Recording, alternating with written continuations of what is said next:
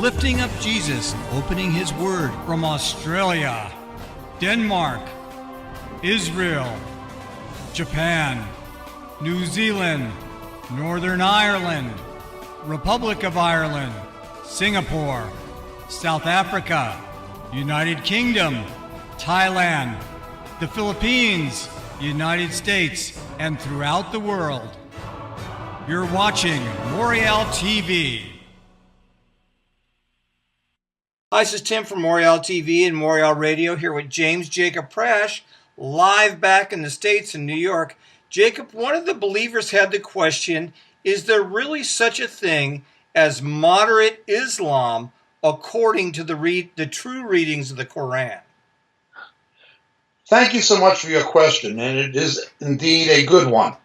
We've addressed this issue in the past, but perhaps it's time to refocus on it momentarily in response to your question. When you see people like Bin Laden, the late Bin Laden, or his son now, or Al-Qaeda, or ISIS, being described in the popular media, in the mainstream press, as radical Muslims, and I refer to them that way myself, or as radical Islam, understand it's not radical Islam. It's simply Islam.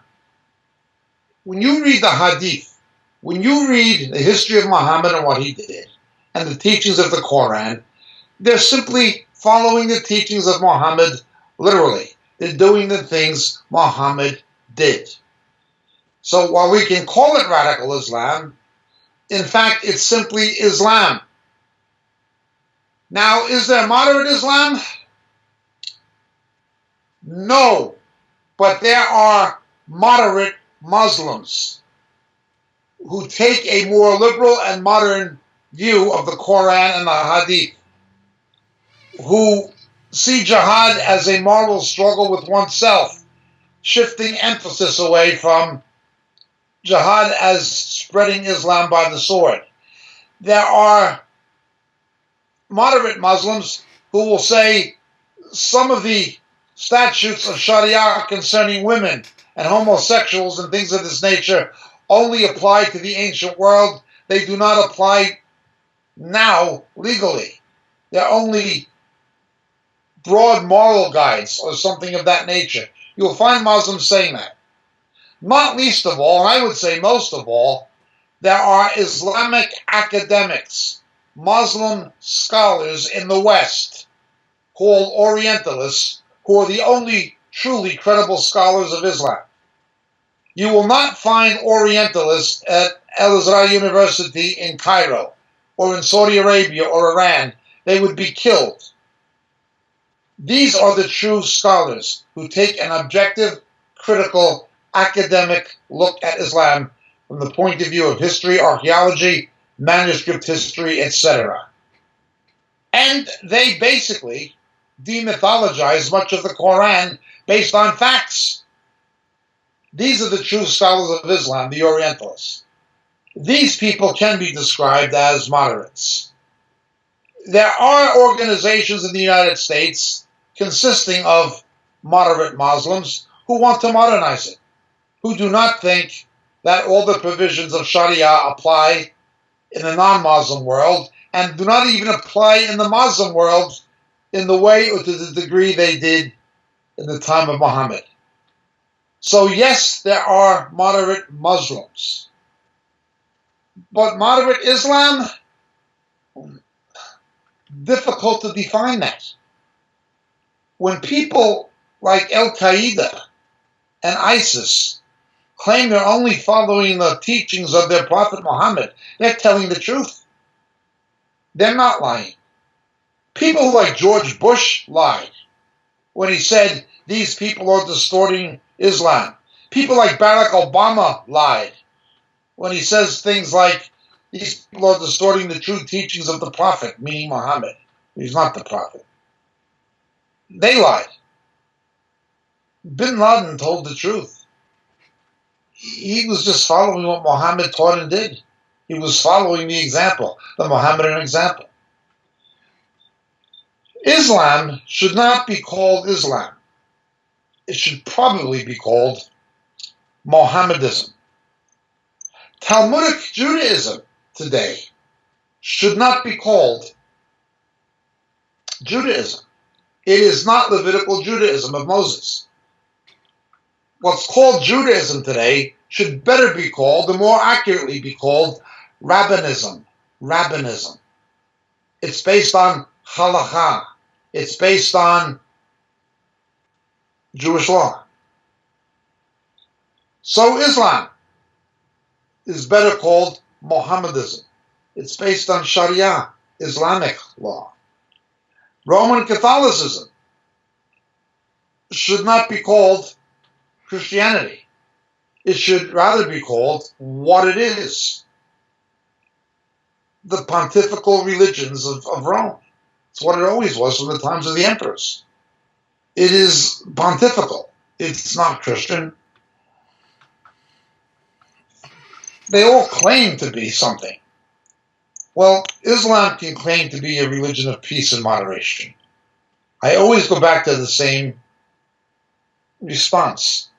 If what you say is true of the 57 Muslim nations in the world, please, sir, please, madam, show me even one that will give Christians and Jews the rights Muslims have in the United States, in Great Britain, in France, in Canada, in Australia. Show me one of those 57 countries.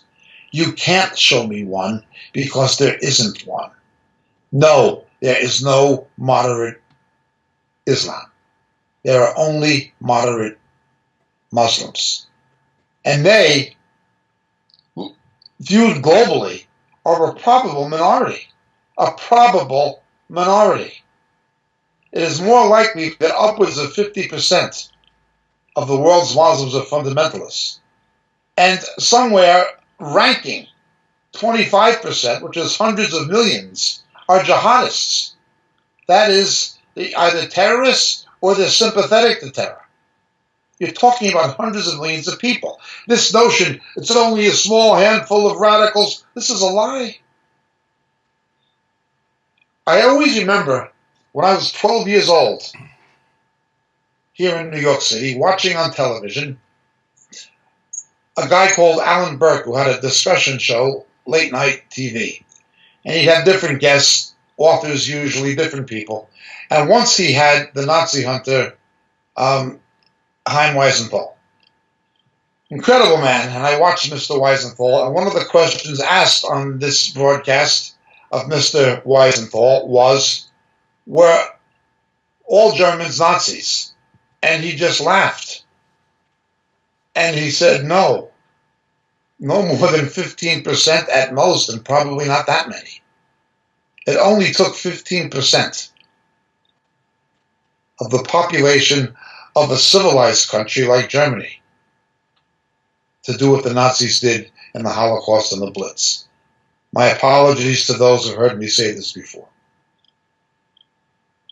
If you look at the Muslim world, even Muslims living in the West, at least 30%, and globally upwards of 50%, are fundamentalists, are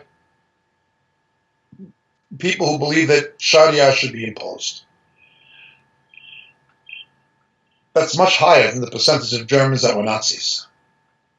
Islam is a diabolical threat to human civilization.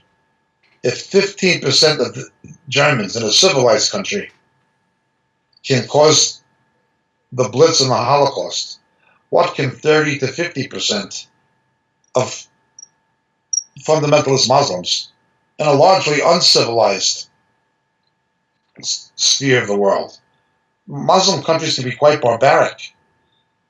What will the fruit of that be?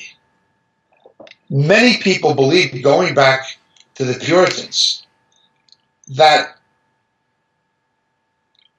this army of locust invaders with the faces of men that we see unleashed in the book of Revelation, chapter 8, that it's Islam, that it's Islam. They may very well be correct. That this army from the book of Joel that appears in the book of Revelation is Islam. They may very well be correct. In the time of Joel, they came from Babylon. They came from the east, from the Islamic nations. It could be the same again. This goes back to the 16th century when evangelicals began to believe this.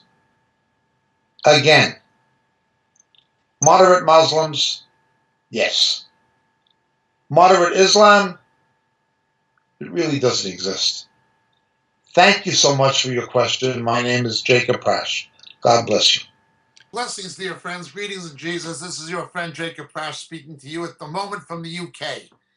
You know, so many of the questions we get in our Roku broadcast and on our Vimeo clips and on YouTube deal with subjects that we deal with much more extensively in our books. We can't, for the sake of brevity, go into the kind of depth in a TV broadcast we can actually go into in a book. But so many of the questions come from material that are expounded in the books on a much more broader scale that it's almost frustrating sometimes that we can't spend hours and hours answering the questions that are given to us. Obviously, practicality dictates that's not a possibility. The books are there. They're available. They're available in print through the Moriel catalog on the Moriel website, moriel.org.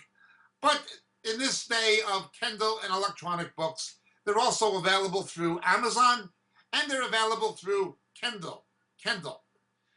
The three books that would be the most referred to in the questions we receive are the three latest books. The first being The Dilemma of Laodicea. The Dilemma of Laodicea.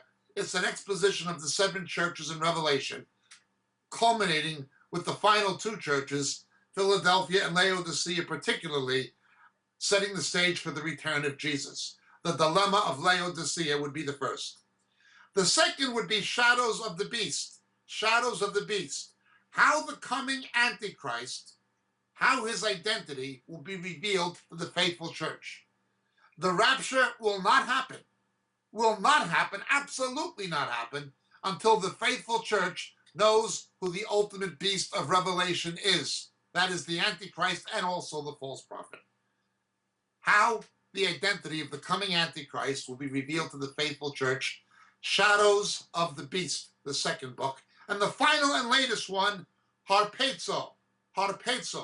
What the scripture actually teaches about the rapture, the snatching away, which takes place between the sixth and seventh seals in the book of Revelation. So these three books, The Dilemma of Laodicea, Shadows of the Beast, and Harpazo, all available in the Moriel catalog, all available through Amazon, and all easily available electronically by Kindle. Thank you so much, dear friends. God bless. May Jesus be with you.